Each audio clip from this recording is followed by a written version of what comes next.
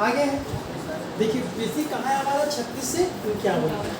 तो भाग चार क्या बता रहे हैं, बेसिक क्या देखिएगा, ये राज्य के कर्तव्य, ठीक है जी। तो ये राज्य के कर्तव्य के बारे में बता रहे हैं। अब समझिएगा बेसिक हमारा जो भाग 4 है 3 भागों में बटा हुआ। एक को हम लोग कहते हैं गांधीवादी विचारधारा, गांधीवादी, ठीक है जी। दूसरा हम बात करते कहीं ना कहीं कैसे चला जाएगा, पूंजीवादी, पूंजीवादी या इसी पूंजीवादी को हम लोग कहते हैं, क्या कहते हैं, उदारवादी होगा, लिबरल की बात कर रहे हैं। और तीसरा जो होता है जिसे हम कहते हैं सामंतवादी, या इसी को हम कह सकते हैं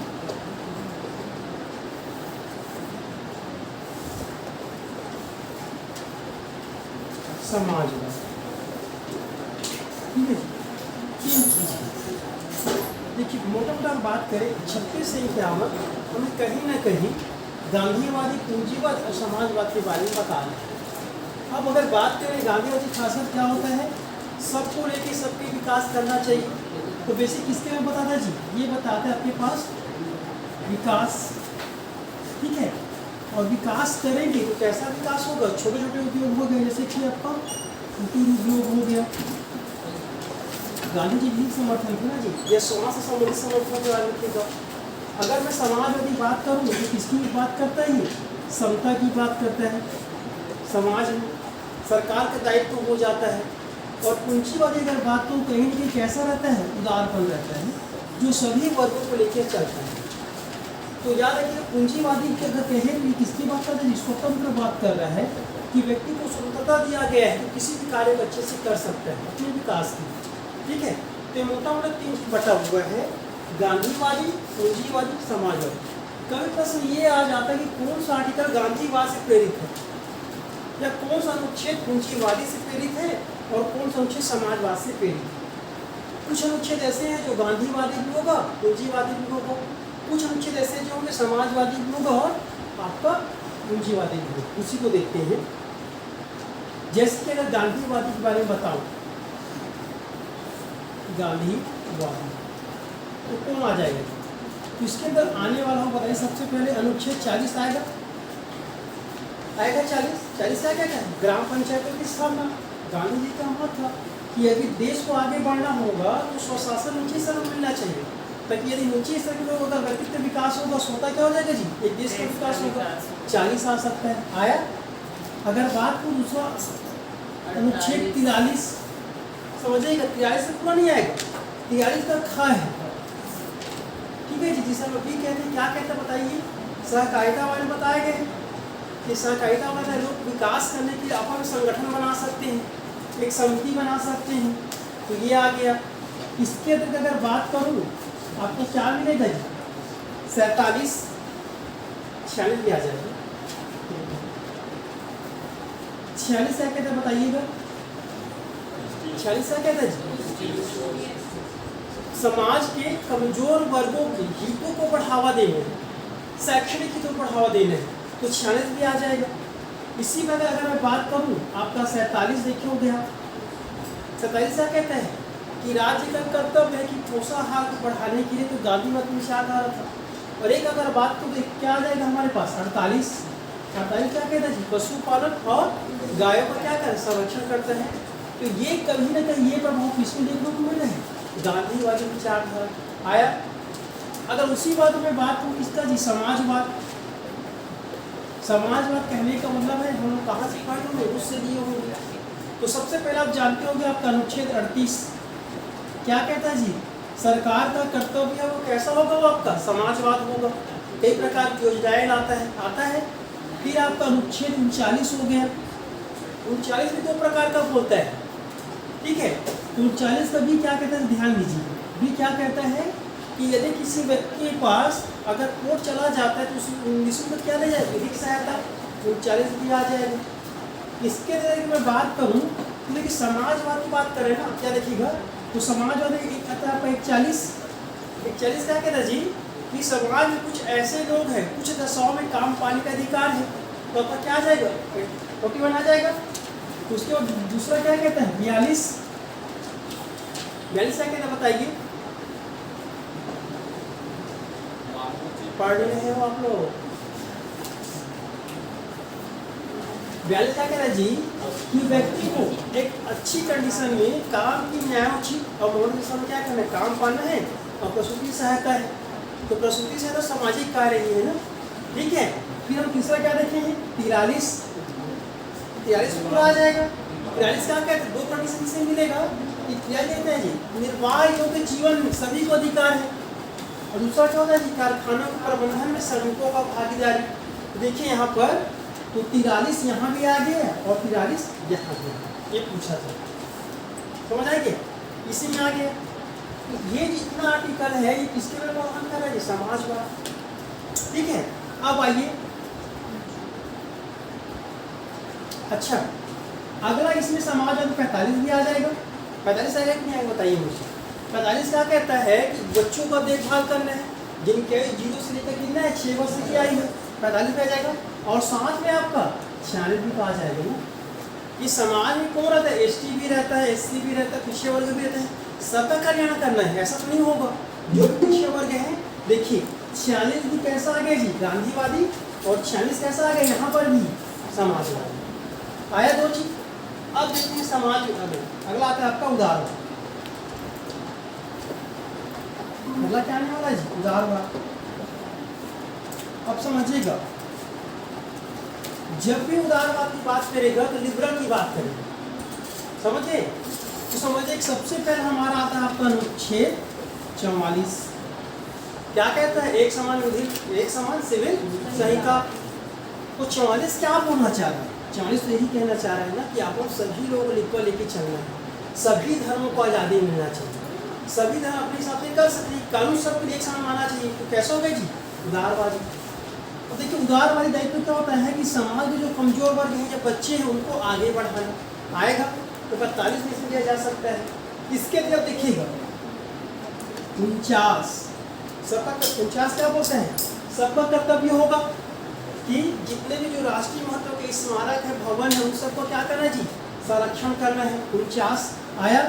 50 क्या कहता है, न्यायपालिका का कार्यपालिका से पृथक कर 50 दिया जाए। उदारवादी सोच है, स्वतंत्रता की बात कर रहे हैं क्योंकि न्यायपालिका अपने क्षेत्र में काम करेगी और कार्यपालिका अपने क्षेत्र में। और लास्ट में क्या होता है 51, ठीक है जी। अब 51 क्या कह रहे हैं, जो समझौता होता है या विवाद होगा तो अंतर्राष्ट्रीय समझौतों के माध्यम से हम क्या करेंगे, सॉल्व करेंगे। तो देखिए उदाहरण एक और आता है 48।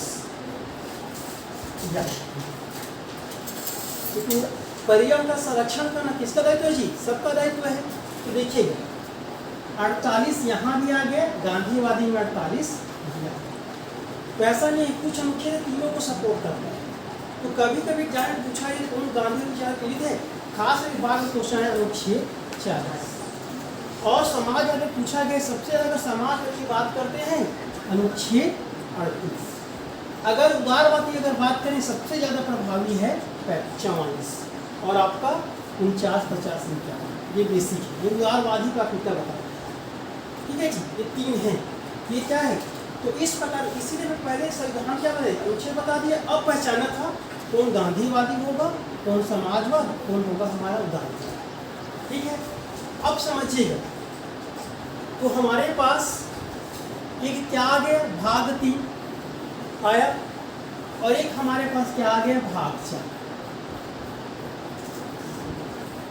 ठीक है जी। याद रखिएगा अब भाग 3 में एक है हमारा संपत्ति का अधिकार, ये दिया गया है, ठीक है। अब समझिएगा और भाग 4 का कहता है जी राज्य का कर्तव्य है कि कैसा होना चाहिए उचित बंटवारा। ये मानते हो कि नहीं मानते है। तो इसके अंदर हम लोग एक आर्टिकल देखेंगे, एक 39 का बी और एक देखने वाले 39 का सी, दो समझिएगा। 39 का बी क्या कहता है, ये कहता है सामाजिक हितों से, ठीक है जी, जो प्राकृतिक संसाधन होगा, सामाजिक हितों से प्राकृतिक संसाधन का क्या करना है, आवंटन। मतलब समाज में सभी वर्गों को क्या मिलना चाहिए जी, समान रूप से प्राकृतिक संसाधन का आवंटन होना चाहिए। ये कहते हैं 39 का, ठीक है। और 39 का सी ये कहता है कि जो संपत्ति का जो केंद्रीकरण है, केंद्रीकरण को रोका जाएगा, संपत्ति के केंद्रीकरण को रोका जाएगा। मतलब समझिएगा जी, संपत्ति का केंद्रीकरण कहने का मतलब है कि पूरे राज्य का, पूरे देश का संपत्ति कुछ हाथों में ना चला जाए। तीन ही व्यक्ति फेमस हमारे, दो ही व्यक्ति ज़्यादा फेमस है, एक है अंबानी और एक है अंडानी। पूरा जैसे जियो की अगर बात है 80% कैप्चर कौन करके रखा है जी, जियो करके रखा है। अगर कल में जियो अपने आप को क्या करता है, हाथ खड़ा कर दिया तो भारत की इंफ्रास्ट्रक्चर जो कम्युनिकेशन के क्षेत्र में क्या तुरंत गिर जाएगा, होता ही नहीं होता है। तो जब समझिएगा 39 से क्या कह रहा है कि संपत्ति का केंद्रीकरण रोका जाना चाहिए, सरकार का दायित्व है। इसी दोनों मुद्दों को लेकर आपस में भिड़ गए, ठीक है, समझिएगा। भाग 4, ठीक है जी, राज्य को शक्ति देता है और भाग 3 राज्य की शक्ति को घटा दे रहे हैं।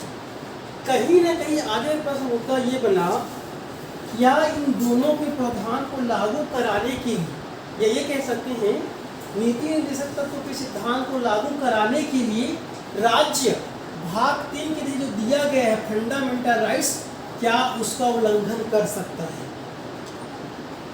ये मुद्दा है।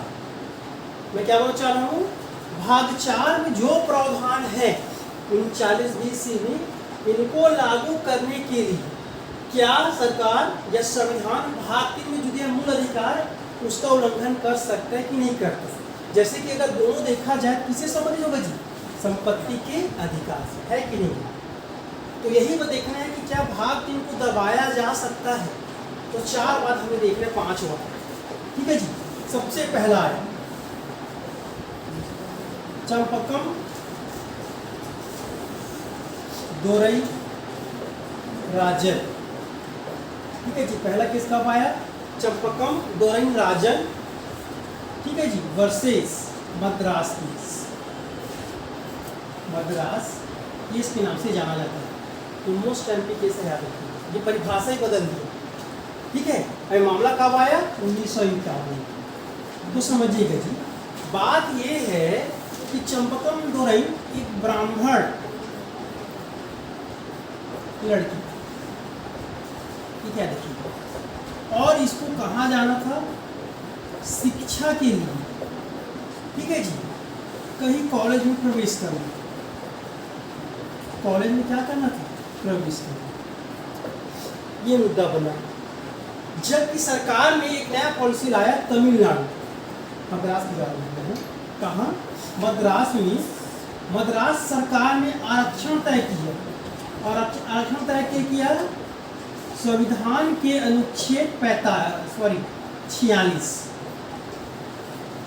ठीक है। 46 क्या कहता है कि समाज के कमजोर वर्गों के हितों की देखभाल करने के शैक्षणिक में हितों को क्या करेंगे, क्या करेंगे, अभी करेंगे। तो 46 के तहत क्या कि जितनी भी इंजीनियरिंग कॉलेज थी, इंजीनियरिंग कॉलेज हो गया, और मेडिकल कॉलेज में क्या दे दिया जी, आरक्षण। जब आरक्षण दिया तो कहीं ना कहीं क्या हो जाएगा, जो आरक्षण उनका परसेंटेज कम होगा, किसकी तुलना में, चंपकम दोरई की तुलना में। तो इन्होंने कहा जो आरक्षण दिया जा रहा है भाग 4 के तहत, उससे पहले आरक्षण नहीं था, याद रखिएगा। बताए मैं उनको बताऊंगा, यह धार बनेगा, जो आरक्षण दिया एजुकेशन के क्षेत्र में, तो इसका क्या खनन हो गया, क्योंकि अनुच्छेद 15 क्या कहता है, अनुच्छेद 15 ये कहता है कि इस राज्य किसी भी व्यक्ति को धर्म के स्थान पर, लिंग के स्थान पर, जन्म स्थान के धर्म भेदभाव नहीं करेगा। जबकि यहाँ भी इसका धर्म क्या था, ब्राह्मण, और प्रवेश करने से वंचित कर दिया। रीजन क्या था, आरक्षण, मामला चला गया। दूसरा अनुच्छेद 29 29 क्या कहता है जी? 29 क्या कहता है कि राज्य किसी भी व्यक्ति को वो किसी भी धर्म का रहे, किसी भी संस्कृति का रहे, प्रवेश करने से वंचित नहीं कर सकता। आया, ये दो मामला पूछा, ठीक है जी, समझिएगा। और मुद्दा क्या था, कहीं कहीं ये आरक्षण हो गया, इस मुद्दा को लेकर कहाँ चला गया? सुप्रीम कोर्ट चला गया, ठीक है। तो अब यहाँ पर सुप्रीम कोर्ट ने फैसला सुनाया। फैसला ये सुनाया कि इसका वर्डिंग सुनते ही याद रखिएगा, फैसला क्या आया, ठीक है। फैसला ये आया कि भाग 4 है, मतलब जो नीति में जो तत्व है भाग 4 है या भाग 3 की क्या होगा जी? अधीनस्थ है, अधीनस्थ है। कहने का समझे, मतलब भाग 3 को लागू, मतलब भाग 3 को लागू कराने के लिए भाग 4 में चेंज नहीं किया जा सकता, ये कह सकते हैं। लेकिन यहाँ पर क्या किया, ये मुद्दा बना, ठीक है। और यहीं से अब क्या जुड़ गया हमारे पास? आरक्षण आया।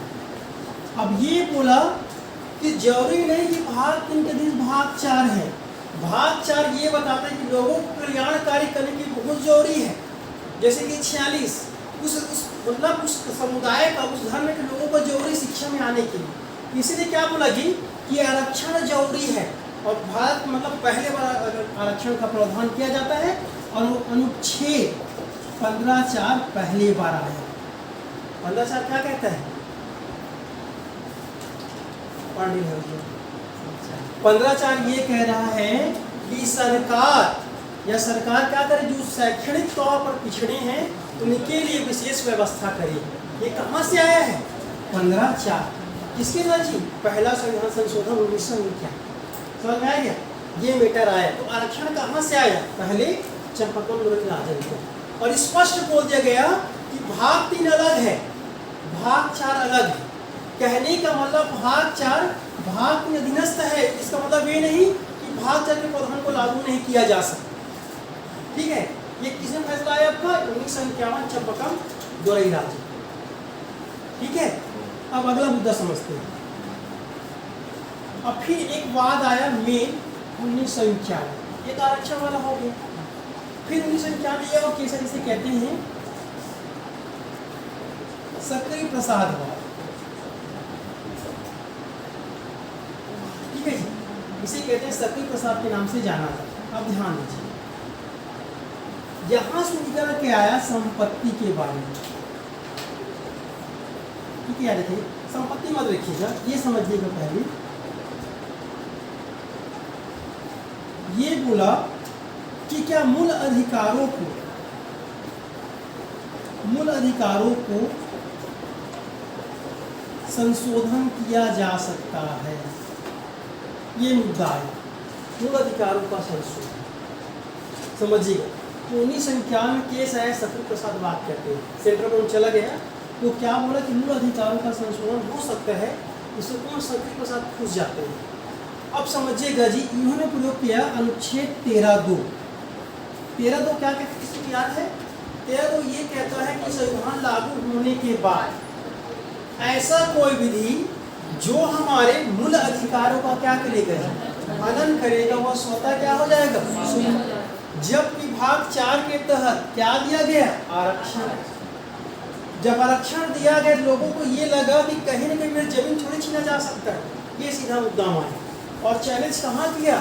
13(2) के ने बताया कि हमारा अवैध हो सकता है। तो यहाँ पर 13(2) का प्रयोग किया देखिएगा, ये क्या कहता है जी, मूल अधिकार का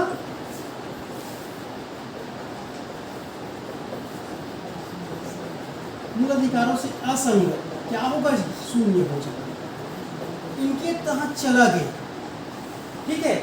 और यहाँ पे ये बताया, सुप्रीम कोर्ट का फैसला समझते हैं। सुप्रीम कोर्ट का फैसला आया और सुप्रीम कोर्ट फैसला ने बताया कि जो संविधान संशोधन होता है, ठीक है जी, वह विधि बोला तो समझिएगा। संविधान संशोधन को क्या माना, विधि माना, समझिएगा। अब ये कहा गया कि मूल अधिकारों को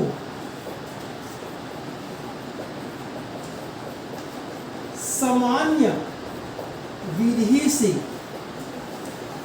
संशोधन नहीं कर सकता।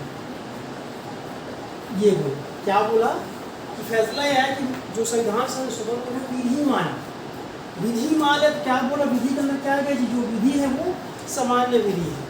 जब इस सुप्रीम कोर्ट ने ये बोला कि मूल अधिकारों को हम सामान्य विधि से संशोधन नहीं कर सकते, तो समझिए इसके फैसला क्या है। 1951 में कोशिश तो किया गया था, इसलिए देखो आपको तमाम जो सरकार जो लागू करना चाहे, समता देश बनना चाहता था, वो थोड़ा रंगा गया।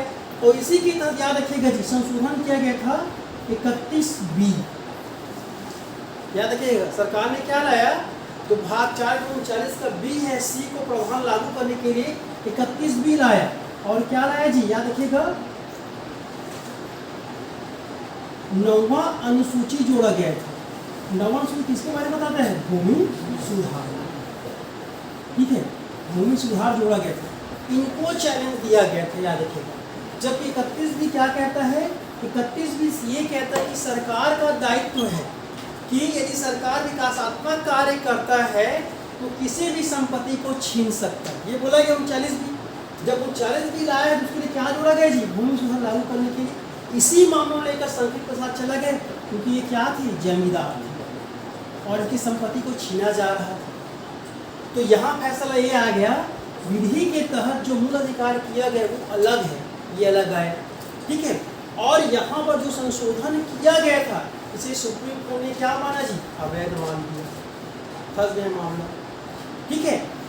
अब कुछ हद तक सुप्रीम कोर्ट ने बताया ठीक है, जो हो गया सो हो गया, चलते रहा मामला। यही मामला तीसरा केस बन के आया, गोलकनाथ वाद। अब स्पष्ट को समझिए, गोलकनाथवाद आया 1967 में, और किसके साथ था जी, परिजात, ठीक है। तो गोलकनाथ भी क्या थे, एक प्रकार के बहुत बड़े जमींदार थे। सरकार ने तय किया कि यदि विकासात्मक कार्य करना है तो मुझे लेना पड़ेगा जमीन। तो सबसे बड़ा था कि हम तो संशोधन कर ही नहीं सकते, तो ये मामला सुप्रीम कोर्ट गया, याद रखिएगा। और सुप्रीम कोर्ट ने दोबारा अपने फैसलों को बदलते हुए ये बोला कि विधि और संविधान संशोधन दोनों एक है। उन्होंने बताया कि जो वक्त में किया गया था वो दोनों सही है, लेकिन क्या बोल रहे जी, लेकिन संविधान संशोधन से मूल अधिकारों का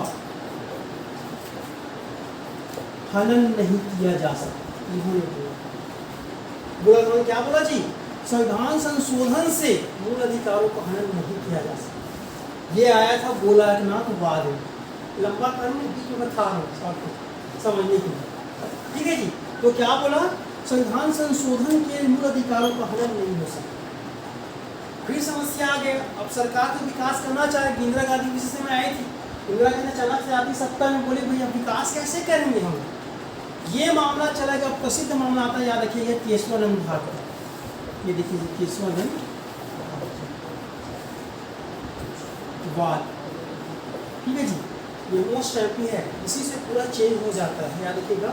और केशवानंद भारती याद रखिए कब आया है, 1973 के आसपास, ठीक है, याद रखिएगा। जब केशवानंद भारतीवाद आया तो समझे केशवानंद भारती कौन थे, ये केरल के बहुत बड़े मठाधीश थे। क्या थे जी, मठाधीश। आप समझिएगा इन्होंने शंका किया पैदा कि भैया गोलकनाथवाद के तहत हमारी जमीन सरकार छीन रही है, क्या पता आगे चलकर किया जा सकता है कि नहीं किया जा सकता। तो यहाँ पर अब आता है, यहाँ पर सुप्रीम कोर्ट ने एक निर्णय दिया। सुप्रीम कोर्ट का निर्णय आया जिसे कहते हैं आधारभूत ढांचा का संविधान, पहली बार आया। क्या पढ़ा जी, आधारभूत ढांचा का सिद्धांत। अब समझिए प्रश्न बनेगा, तो ये बोला गया गोलकनाथ में कि जो विधि होता है वो संविधान संशोधन विधि के तहत आता है, ये माना है। लेकिन गोलकनाथ में ये बोल दिया गया कि मूल अधिकारों को छीनने के लिए आप संविधान संशोधन नहीं कर सकते। परे मान ली, तो सरकार विकासात्मक कार्य कैसे करे? इसी को बात आगे ले जाने की केशव विभाग की बात आया और सुप्रीम कोर्ट ने क्या सिद्धांत दिया जी? आधारभूत ढांचे का सिद्धांत दिया और बोला सरकार, याद रखिएगा, भाग 4 में कौन सा जी? जिसका आता है आपका अनुच्छेद 39 का बी और अनुच्छेद 39 का सी को लागू कराने के लिए मूल अधिकारों का क्या कर सकते जी? संशोधन कर सकते हैं। यह है तब से हम लोग क्या करें, सरकार जब चाहे जब मूल अधिकारों का संशोधन कर सकते हैं। लेकिन याद रखिएगा, संशोधन जो होगा, याद रखिएगा, मूल ढांचा के खिलाफ नहीं जाएगा। जो मूल ढांचा का जो सिद्धांत आया है, ठीक है जी, इस मूल ढांचा के सिद्धांत को नहीं तोड़ेगा। याद रखिए, ये चीज बोला गया। और केशव भारती को सबसे बड़ा संवैधानिक पीठ माना जाता है, 11 लोगों का था, और जो फैसला आता है 7-6-1 से आता है। याद रखिए, 7 लोगों समर्थन दिए, जबकि गोरा के बाद 9 लोगों का था पहले। तो पूछा जाता है अभी तक सबसे बड़े संवैधानिक पीठ कौन से जी? केशव भारती है। 11 लोग बैठे थे, 11 जज बैठे थे, जिनमें पारित 6-7-6 से पारित हुआ है। और सिद्धांत क्या आया? सिद्धांत ये आया कि भाग 4 को लागू कराने के लिए सरकार क्या कर सकता है जी? मूल अधिकारों का संशोधन कर सकता है। या देखिए, संशोधन कर सकता है, लेकिन याद रखिएगा, जब भी संशोधन किया जाएगा तो संशोधन में याद रखा जाए कि संविधान का जो मूल ढांचा है, अनुच्छेद 368 के तहत जो दिया गया है, वो ढांचा नहीं होना चाहिए। ऐसा संशोधन नहीं करेंगे कि लोगों का मूल अधिकार हनन हो जाए, ये बोला गया। ठीक है, तो ये आया कि मूल ढांचा सिद्धांत कब से आया है? सुप्रीम कोर्ट ने बताया अनुच्छेद 368 के तहत। 368 ही कहता है संविधान संशोधन करने की रीति के बारे में बताया। ठीक है जी, समझ आ गया? ये बेसिक था हमारा भाग 4। तो कहने का मतलब है भाग 4 की कुछ प्रावधानों को, भाग 4 की कुछ प्रावधानों को लागू कराने के लिए क्या किया जा सकता है जी? मूल अधिकारों में, मूल अधिकारों में क्या किया जा सकता है? संशोधन। आया? ये आया। इसीलिए आप सुने होंगे सबसे बड़ा संविधान संशोधन हुआ इसी के बाद। और संशोधन क्या है? संपत्ति के अधिकार को क्या डाल दिया गया? हमेशा के लिए विधिक अधिकार। किसके तहत? केशवानंद भारती। क्योंकि ये क्या बोल रहे जी कि मूल अधिकारों का संशोधन किया जा सकता है। और याद रखिएगा, ये अधिकार किसको दिया गया है? केवल संसद। किसको दिया गया है? संसद। अब संसद ने क्या किया है? मूल अधिकारों में संशोधन किया है, उनकी व्याख्या कौन करेगा? सुप्रीम। ये सही किया है कि नहीं किया है? समझ आ गया? इसीलिए कौन सा आया है जी? 44वां संविधान संशोधन किया गया, याद रखिएगा। और 44वां संशोधन के तहत अब संपत्ति का अधिकार क्या हो जाएगा जी? संपत्ति का अधिकार विधिक अधिकार। याद रखिएगा। और इसी के बारे में बताया है आपका 39 का बी। 39 बी क्या कहता है? सरकार जब चाहे जब विकासात्मक कार्य के आपसे आपकी जमीन को छीन सकता है, और छीनने के बाद भी सबसे पहले आपको क्या देगा जी? उचित मुआवजा देगा। बिना मुआवजा दिए आपसे जमीन नहीं छीन सकता। ये कहाँ से आ गया है? याद रखिएगा, अब ये चला गया है 300 का कम, और किसमें चला गया? भाग 12। विधिक अधिकार कहने का मतलब है सरकार कानून के द्वारा आपसे छीन सकता है, सरकार को छोड़कर कोई आपकी संपत्ति नहीं छीन सकता। तो इस प्रकार से 1951 से लेकर 1973 में हमारे मूल अधिकार को लागू कराने की इतना सारा संशोधन किया गया। तो इसी संशोधन से ये पता चला कि जो हमारा जो संविधान है या जो राज्य की नेचर कैसा होगा जी? लोक कल्याणकारी। क्योंकि लोक कल्याणकारी होने के लिए सब क्या किया गया है? संशोधन किया गया। समझ में आया? किसी को डाउट पूछो एक बार, आगे बताता हूँ। गर्मी ज़्यादा लग रही है। कल से सर बहुत ज़्यादा पूरा सामने से समझ आया? किसी को पूछना गाँव में आए तो अगला पार्ट चालू करता हूँ फिर करो जी। तो तुलना दे देते, तुलना पूछा जाता है, ठीक है? तो समझते हैं हम लोग तुलना। तुलना क्या करता है? देखिए दो चीज़ है, समझिएगा जी आप लोग। भाग 3 भाग 4, ठीक है? तो भाग 3 ये क्या कहता है आपके पास? फंडामेंटल राइट, एक भाग के नाम तो जानते हैं। भाग 4 किस नाम से जानते हैं जी? राज्य की नीति निर्देशक तो directive principle of state policy, ठीक है? डीपीएसपी। ये कहाँ से लिया गया है? यूएसए से, ठीक है? और ये कहाँ से लिया गया है? आयरलैंड से। ये क्लियर हुआ? ये वाला क्या होता है जी? वाद योग्य। और ये क्या होता है? वाद योग्य नहीं। अवाद्य। ये पूछा जाता है अवाद्य युग कहने का मतलब है आप न्यायालय नहीं जा सकते। तो भाग 3 कैसा होता है? प्रवर्तनी। प्रवर्तनी कहने का मतलब है न्यायालय इसे लागू करा सकता है, जबकि ये क्या होता है जी? अप्रवर्तनी। अप्रवर्तनी कहने का मतलब है न्यायालय इसे लागू नहीं करा सकता। ये सरकार की शक्ति को क्या करता है? घटाता है। तो क्या हो गई? ये नकारात्मक। नकारात्मक हुआ कि नहीं हुआ जी? और ये क्या करता है? राज्य की शक्ति को बढ़ा रहा है। जैसे समझिएगा, सरकार ने अभी शराब दुकान डाल रही है, कितना अपोज कर रहे हैं हम, कितना क्या हड़ताल में बैठ जाए, क्या लगता है सरकार मानेगी बोलने से? तो क्या किया? सरकार की शक्ति बढ़ा दिया। तो डीपीएसपी क्या कहते हैं जी? ये है सकारात्मक। समझ आया? अगर सोचिए उसी को अगर 19 में डाल देता तब सरकार बाध्यकारी हो जाए, होता कि नहीं होता? तो ये सकारात्मक हुआ। अगला समझिएगा, इसके पीछे क्या कानून होगा? कानूनी मान्यता होगा। जो मूल अधिकार होते हैं वो कैसा होगा जी? कानूनी मान्यता। मतलब कानून ने हमें दिया है, संविधान में आया है। जब विभाग 4 क्या होता है? राजनीतिक। मतलब राजनीतिक इच्छा पर निर्भर करता है। समझ में आ गया? इसे निलंबित किया जा सकता है। भाग 3 होगा कि नहीं होगा बताइए? भाग 3 निलंबित किया जा सकता है। तो जा सकता है, किया जा सकता है। और भाग 4 नहीं किया जा सकता, क्योंकि भाग 4 अनिवार्य है, राज्य नहीं करेंगे। तो अगला लास्ट पॉइंट क्या लिख लीजिएगा? निलंबित। ठीक है जी, निलंबित। तो कुछ विशेष कंडीशन है, ठीक है जी। राष्ट्रीय आपातकाल जब इसे निलंबित नहीं किया जा सकता, नहीं किया जा सकता, ठीक है जी, याद रखिए। दूसरी ये किसको दिया है? भाग 3 व्यक्ति को दिया गया। जब भाग 4 किसको दिया गया? समाज में, राज में।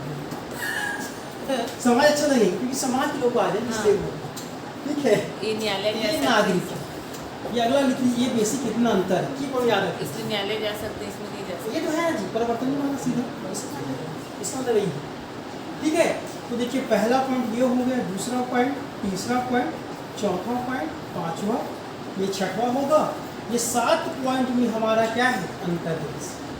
समझ आएगा? तो इस प्रकार से 51 तक हमारा कंप्लीट है, ठीक है जी। 51 हमारा कंप्लीट, ठीक है। रिवाइज कराओगे तो कि राष्ट्रपति चालू करो? नहीं, रिवाइज सर राष्ट्रपति वो छोड़ो, आप लोग कब पढ़ के आए वो बताओ मुझे। टेस्ट लेंगे, टेस्ट नहीं लेंगे, एग्जाम करो, हम सब अपना पढ़िए, ठीक है। उसके बाद लूँगा मैं भी फ्री हो जाऊँगा इस महीने के बाद, ठीक है। मैं भी फ्री हो जाऊँ, उसके आराम से देना चर्चा करना कर सकते हो, बताइए। तो एक बार बताएं कहाँ से पढ़ें? पूरा भाग 5 कहाँ तक याद देखते हैं हम लोग। सबसे पहले समझिएगा भाग 1 देखिए। भाग 1 क्या बताता है? संघ राज्य क्षेत्र के बारे में, ठीक है। संघ राज्य क्षेत्र के बारे में मैं बताया 22 भाग था, मेरे साथ चलेगा, पूरा भाग भी याद कराऊंगा, आर्टिकल याद करा दूंगा। 395 में 250 को मैं याद करा दूंगा, सच्ची बता रहा हूँ, ठीक है। तो इसमें हम लोग क्या देखेंगे, अनुच्छेद 1 2 3 4। मैं डिटेल नहीं बता रहा हूँ, बस याद में तरीका ना कौन कहाँ किस में आने वाला, ठीक है। अगला क्या देखिए, भाग 2।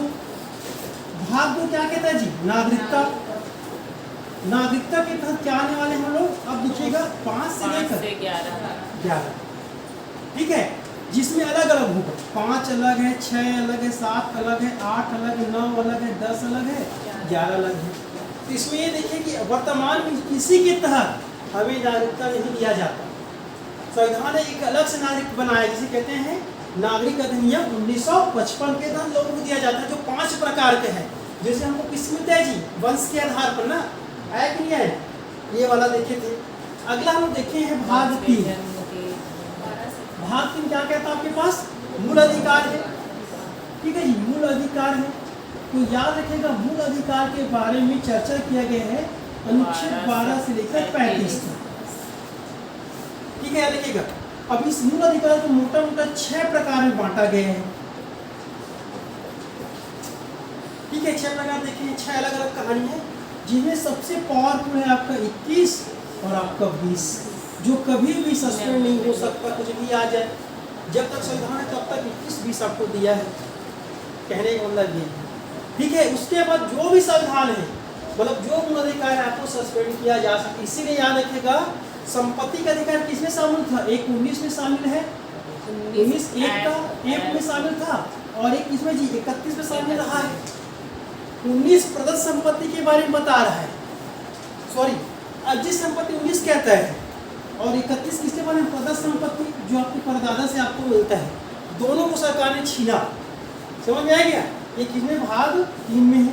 और उसी प्रकार अगला देखते हैं हम लोग भाग 4। भाग 4 क्या कहते हैं जी, DPSP। जो DPSP है ये कहाँ से कहाँ तक होगा, 36 से लेकर 51 तक, ठीक है। जो बताता है राज्य की कर्तव्य बताया है कि कौन सा कर्तव्य कैसे होगा, सरकार का नेचर कैसा, प्रकृति कैसे होगा। तो भाग 4 से ही डिसाइड होता है कि सरकार का नेचर कैसा जी, लोक कल्याणकारी नेचर है, क्योंकि प्रकृति है, समझ आ गया। और लोक कल्याणकारी किसी के जो समाजवादी होगा। इसलिए देखिएगा आपको समय पर टीका प्रोवाइड कराया जाता है, बच्चों को खाना भी दिया जा रहा है, महिलाओं को आर्थिक तौर पर उन्नत करने के लिए क्या रहे हैं, महतारी वंदन जैसे कि एक है प्रति माह दिया जा रहा है, ठीक है। ये किसके तरफ दिए गए, हाँ अच्छा। अगला इसमें हम लोग एक और देखे थे, क्या देख रहे थे, भाग 4 का जो किसके बारे में बता रहे थे, मूल अधिकार, सॉरी मूल कर्तव्य के बारे में बताता है, मूल कर्तव्य। और मूल कर्तव्य चर्चा किसमें किया गया है, 51 कानून। टोटल प्रारंभिक कितने प्रकार का था, 10 प्रकार का। एक जोड़ा तो कितना होगा, वर्तमान में 11 प्रकार के। 11वां कब जोड़ा है, 86 संशोधन 2002 के जरिए, जिसमें ये बताया गया है कि 6 से 14 साल के आयु के बच्चों को पढ़ाने का दायित्व किसका होगा जी, पालक का होगा या उसके संरक्षकों का होगा, ठीक है। ये बेसिक समझ में आ गया। कल कुछ बताना था मूल कर्तव्य कि उल्लंघन होता है तो हमें दंड भी मिलता है, तो समझिएगा, ये बता देता हूँ छूट गया। मूल क्या है हमारे पास, मूल कर्तव्य। अब समझिएगा, हम जानते हैं मूल कर्तव्य हमारी कैसा नैतिक जिम्मेदारी, नैतिक जिम्मेदारी है, समझिएगा।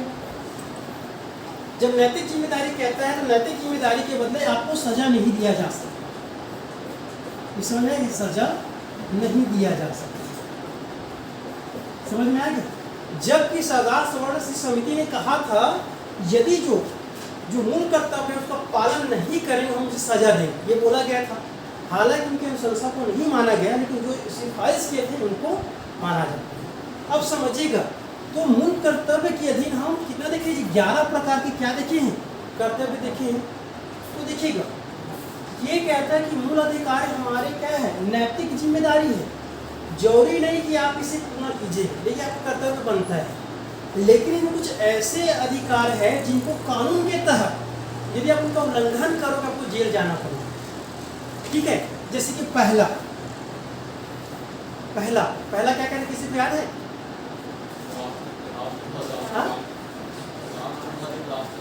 राज्य का जो प्रतीक चिन्ह हो गया, ध्वज हो गया या संविधान हो गया, उनका सम्मान करना।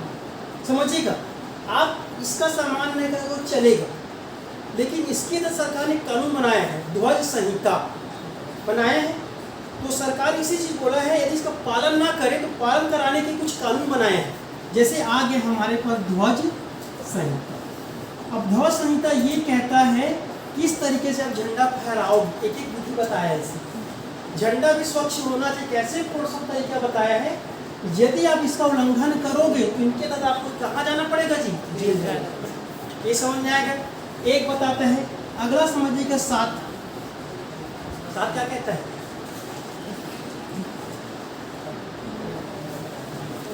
प्राकृतिक पर्यावरण, ठीक है। तो पर्यावरण का संरक्षण करना जरूरी है कि नहीं, बताइए मुझे। भाई हमारे आसपास पेड़ तो रहना जरूरी है, पेड़ है तो क्या मिलेगा जी, हमारे पास ऑक्सीजन मिलेगा। अगर सभी पेड़ कट गए तब क्या होगा, ठीक है। इसलिए सरकार ने क्या बनाया है, वन अधिनियम। ये समझ में आया। 1980 भी बना है और 1986 भी बना है। आप सरकार की परमिशन से ही कर सकते हो, वो अलग बात, सरकार प्रदेश को भेज दो, वो अलग चीज़ है, ठीक है जी। तो साथ इसका आप उल्लंघन करोगे। अब इसी में क्या कहते हैं, जंगली जीव का आप क्या करोगे जी, शिकार नहीं कर सकते। यदि शिकार करो, सुनिए होगा जी, अवैध परिवहन के चक्कर में पकड़ा है कि नहीं है। तो ये कहता है नैतिक कर्तव्य क्या कहता है, आप उनकी हिफाजत करो, खा जाओ, वो अलग चीज़ है, ठीक है। लेकिन कुछ अधिनियम बनाए, उसके बाद आपको क्या मिलेगा, सजा मिलेगा। उसी प्रकार आपका नौवा है। नौवा क्या कहते हैं बताइएगा, संपत्ति का, कि हमारे आसपास जो संपत्ति है, सभी संपत्ति क्या करना पड़ेगा जी, संरक्षण करना पड़ेगा। यदि आप नुकसान पहुंचाओ तो उनका एक अलग अधिनियम है, जिनके तहत आपके ऊपर क्या किया जाएगा, कार्यवाही किया जाएगा। तो देखिए 179 इसको लागू कराने के लिए सरकार ने क्या बनाया है, अधिनियम बना दिया। समझ आए क्या, उनको करना ही पड़ेगा आपके पास। तो कहने का मतलब है मूल कर्तव्य, इसके तहत आपको सजा नहीं मिलेगी, लेकिन सरकार ने मूल कर्तव्य को लागू कराने के लिए कुछ नियम बनाए हैं, उनके तहत आपके ऊपर क्या होगा जी, कार्रवाई होगी। स्पेशली आपको पहले नंबर का, 7वें नंबर का और नंबर ये पूछा जाता है, ठीक है। 179 इनके तहत कार्रवाई किया जा सकता है। और लास्ट है मोस्ट टाइम की, जिसे कहते हैं 11वां जोड़ा गया था, क्या है जी, शिक्षा। तो शिक्षा कौन देगा, पालक, या कौन देगा जी, माता पिता। किसको देगा, बच्चों को। अब देखिए कैसे मैनेज किया है, 3 भाग समझिएगा। भाग 3 में भी है, ये कहाँ चला गया, भाग 4 में भी चला गया है, और एक कहाँ है जी, भाग 4 का कल। ये तीनों जगह है आपके पास, है कि नहीं। देखिए भाग 4 क्या कहता है, यदि आप इसको मतलब माता पिता का कर्तव्य है कि बच्चों को क्या देगा जी, शिक्षा देगा, लेकिन नहीं देगा कोई दिक्कत नहीं है, इन्हें सजा नहीं मिलेगी। लेकिन शिक्षा का अधिकार किसमें दिया गया है, 21 कम, उसका क्या है जी, मूल अधिकार है। तो कहीं ना कहीं उस बच्चे का मूल अधिकार क्या हो गया, अगर बच्चा चला गया, कहाँ चला गया, सुप्रीम कोर्ट, हाई कोर्ट, तो क्या होगा, उस पालक को इसके तहत क्या मिलेगा जी, पनिशमेंट मिलेगा। समझ में आ गया। दूसरा देखते हैं, भाग 4 में क्या आपके पास जी, 45 है ना। 45 क्या कहता है, 0 से 6। समझे, पहले यही मेन था, 6 से 14 संशोधन नहीं किया, क्या बोला गया है, जो 6 से 14 वर्ष के बच्चों को शिक्षा देना है, और यहाँ से जाके वहाँ डाला गया है। लेकिन यहाँ पे तय ये किया गया है कि यदि राज्य का कर्तव्य है कि 0 से 6 साल के बच्चों को क्या स्वास्थ्य देखना, साथ में शिक्षा भी देना है, अगर राज्य भी हनन करे, जानते हैं भाग 4 के तहत कार्रवाई नहीं होगा, तो क्या करते हैं जी, अब भाग 3 है, यदि राज्य भी हनन करेंगे क्या मिलेगा, राज्य को सुप्रीम कोर्ट का फटकार लगाया जाता है। इसीलिए आपको क्या मिला है, शिक्षा का अधिकार। आया समझ में। और शिक्षा का अधिकार क्या होता है बताइए, तो शिक्षा अधिकार लागू हुआ है 2009, ये लागू है ना जी। लेकिन ये क्या कहता है, जितना भी जो प्राइवेट संस्थान है 25% सीटों को क्या करता है जी, रिजर्व करता है, ताकि समाज में बैलेंस लाया जा सके। समझ में आ गया? समाज में बैलेंस लाने के लिए सब किया गया है। तो इस प्रकार से याद है कि शिक्षा को भी राज्य को और पालक को मूल अधिकार के जरिए क्या बना दिया है? बाध्यकारी बना दिया है। प्रश्न आता है क्या भाग 4 के प्रावधान भाग 3 में लागू हो सकते हैं? क्या भाग 4 कभी मूल अधिकार बन सकता है? प्रश्न पूछा जाता है। तो कुछ बिल्कुल बोलेगा हाँ, क्योंकि भाग 4 अब लगता है राज्य को कि सभी के लिए अनिवार्य है, तो मूल अधिकार बनाया जा सकता है। इसी तरह क्या मिला जी? शिक्षा जो 6 से 14 आयु वर्ष के बच्चे थे उनको क्या देंगे? आज वर्तमान भी मूल अधिकार दिया जा रहा है। इसीलिए रखिएगा क्या बोला गया है? भाग 3 और भाग 4। तो भाग 4 क्या कहता है और भाग 3 क्या कहता है? भाग 3 ये डाला कि जिसको अभी समाज को देना ही पड़ेगा, वो अनिवार्य प्रावधान वहां रख दिया भाग 3। अब क्या ये समय के साथ यदि समाज को लगता है या सरकार को लगता है तो भाग 4 वाला वहां रखा गया है। भाग 4 में ऐसा उपबंध यहाँ रख दिया और समय के साथ जरूरत पड़ेगा तो हम कहाँ डालेंगे जी? यहाँ डालेंगे। ठीक है। यदि समझेगा 47 क्या कहता है? अनुच्छेद 47 ये कहता है कि सरकार का दायित्व है कि पोषण स्तर को बढ़ाएगा या व्यक्ति के पोषण को बढ़ाने के कुछ दायित्व करेगा। सरकार आपको राशन भी देता है, इसीलिए देता है। लेकिन सरकार क्या करे? इसके साथ यदि पोषण स्तर को बढ़ाना है या जीवन स्तर को बढ़ाना हो तो क्या करना पड़ेगा? जितना मादक के द्रव्य पदार्थ है उसका क्या करना पड़ेगा जी? सबको समाप्त करना पड़ेगा। आए कि है?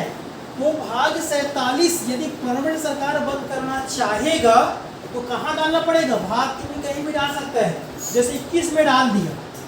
21 क्या कहते हैं? जीवन जीने का अधिकार है। ऐसा जीवन क्या लेना जितनी की नाली में पड़े रहो, क्योंकि वो आपका गरिमा में के खिलाफ है कि नहीं? तो कहीं नहीं 21 में डाल दिया, तब क्या होगा? तब इसका परिणाम ये है कि सरकार जबरदस्ती कहीं भी शराब दुकान नहीं खोल सकती। अभी क्या किया है सरकार ने? 47 के तहत अब दुकान तो नहीं खोल सकते, लेकिन सरकार से लीगल अब लाइसेंस लेकर क्या डाल सकते जी? बियर बार से डाल सकते। समझ आ रहे हैं? मतलब जो अवैध काम है, अवैध काम को वैध तरीके से आप कर सकते हैं। सरकार कहना ही है। ठीक है जी। तो समझ आ गया? इसलिए क्या है, और फ्यूचर में ऐसा जरूरत पड़े जैसे कि गुजरात, बिहार, वहाँ शराब नहीं मिलता, मतलब सरकार ने बेचना ही बंद कर दिया। अब इसका मतलब ये नहीं होगा कि वहाँ पे नहीं मिलेगा, है कि नहीं है? सरकार ने शराब को बैन किया वहाँ पर, लेकिन सबसे ज़्यादा बिकता क्या? वहाँ पर खैनी बिकता है। समझ आया? कहीं न कहीं नशा को बैलेंस करने की सरकार ने क्या की? वो जानते हुए इनकम का साधन है। अब सुनोगे बिहार में क्या मिलेगा आपको? तंबाकू की खेती किया जाता है। तो क्या सुनोगे? आपको गुजरात में मिलेगा, गुजरात में अफीम का खेती किया जाता है। क्यों किया जाता है? निगल है कि नहीं है? क्योंकि भाग 4 क्या कहता है? ये राज्य पर निर्भर करता है, राज्य को पैसा भी तो चाहिए। ठीक है, समझ आ गई जी? तो देखिएगा एक और लास्ट अंतर, भाग 3 भाग 4। देखिए ये भी स्वतंत्रता की बात करता है। ठीक है, ये भी स्वतंत्रता की बात करता है, याद रखिए। समझ आ गए? तो जो भाग 3 है ये राजनीतिक के बारे में बात कर रहे हैं। राजनीतिक जैसे मतदान देना है तो दो, नहीं देना है तो मत। ठीक है, खड़ा होना तो हो, नहीं होना तो मत। समझ आ गई? ये मूल अधिकार के अंदर कैसा अधिकार है? राजनीतिक अधिकार। अगर सोचो मतदान के अधिकार को मूल अधिकार बना दिया जाए तब क्या होगा? क्या होगा जी? आपके खिलाफ केस लग सकता है। मैं दायर करूंगा सर कि मैं इन्होंने मतदान दिया ही नहीं, वो अलग निर्भर करता है। समझ कि नहीं है? इसने क्या बना दिया? राजनीतिक अधिकार हो गया आपका। कौन का जी? मतदान। समझ आया? हड़ताल,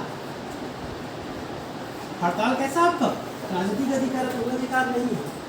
ये हड़ताल ऐसा चीज है जो कई लोगों का अधिकार छीना जा सकता है। जबकि यहाँ पे आइए, यहाँ भी आपको स्वतंत्रता की बात कर, 3 तरह की बात करते हैं।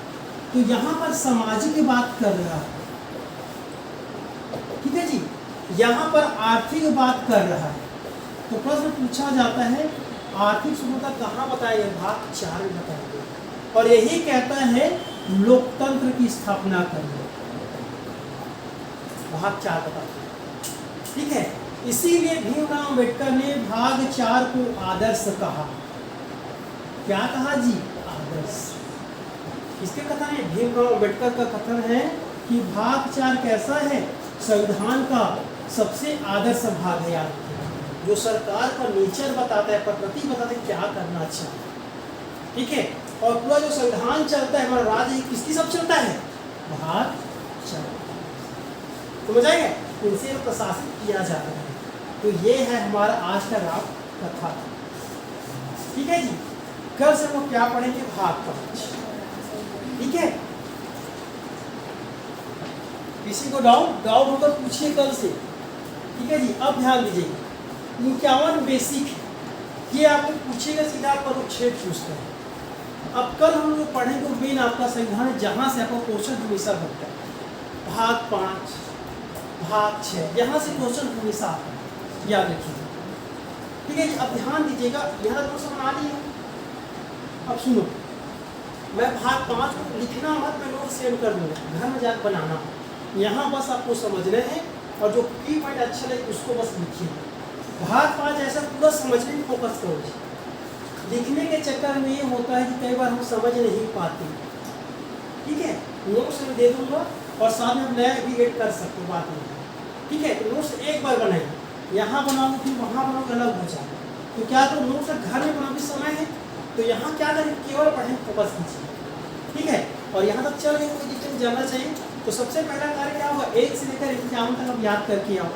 ये आपको जानना ही पड़ेगा, इससे पता चलता है कि देश का व्यक्तित्व कैसा है, क्या उन्हें मूल अधिकारों के बारे में जानता है कि नहीं जानता है, क्या वो सरकार की कर्तव्य पता है कि नहीं पता है। तो 51 बेसिक जानकारी। अब देखेंगे आगे हम सरकार कैसे प्रशासित किया जाता है, कैसे कंट्रोल किया जाता है, कैसे शासन संचालन किया जाता है। तो राज्य का अलग होगा, केंद्र का अलग होगा। तो केंद्र सरकार के बारे में भाग 5 पूरा बताया, 52 से लेकर 151 तक हम पढ़ने वाले भाग 5। जबकि राज्य के बारे में भाग 6 पढ़ेंगे, 152 से लेकर 237 तक, सबका अलग अलग प्रावधान किया गया है। ठीक है जी, रखिए।